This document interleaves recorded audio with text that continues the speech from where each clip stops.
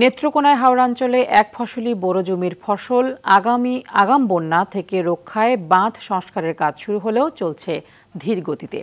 এতে ফসল হানির শঙ্কায় দিন কাটছে হাওর পাড়ের কৃষকদের। অন্যদিকে বাজেট স্বল্পতার অজুহাত দেখিয়ে পাউবো বলছে নির্ধারিত সময়ে বাঁধের কাজ শেষ না হলেও দ্রুতই তা সম্পন্ন হবে।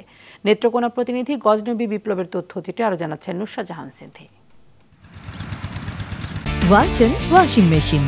Simplifying life with hassle-free washing.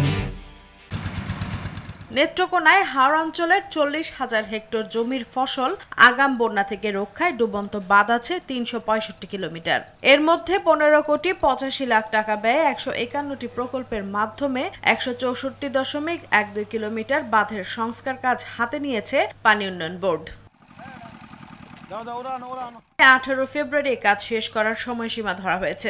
তবে কৃষকদের অভিযোগ বাঁধের বেশিরভাগ স্থানের কাজই চলছে ধীর গতিতে। এছাড়াও আছে নানা অনিয়মের অভিযোগ। সময়ের তাড়াতাড়ি দিলে মাটি দিব দিতে যাবো বিরিয়ান ভাঙিয়ে তখন বিরিবাদে কাজ হইতো না।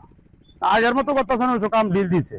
আমরা ফসলের দাবিতে তো আমরা কাজটা একটু ফুক্ত হইলে ভালো হয় না। এরা কমপ্লেন করেছে যে এবছর বাজেট কম দিছে, এই জন্য মাটি এরা কম দিতেছে। বন্যা হইলে যদি আগামী বন্যার মতন যদি পানি হতে বাঁধের উপরে পানি যাইব। তবে বিষয়টি অস্বীকার করছেন সংস্কার কাজের মাঠ পর্যায়ের কর্মকর্তারা। আমাদের প্রায় এ পর্যন্ত 60% উপরে কাজ সমাপ্ত হয়েছে। বাকি যে কাজগুলো আছে এই সময়ের মধ্যে আমরা আপ্রাণ চেষ্টা করছি। যারা পিআইসি সদস্য আছেন তারাও জোরপূর্বকভাবে এই কাজগুলো শেষ করতে যাচ্ছেন।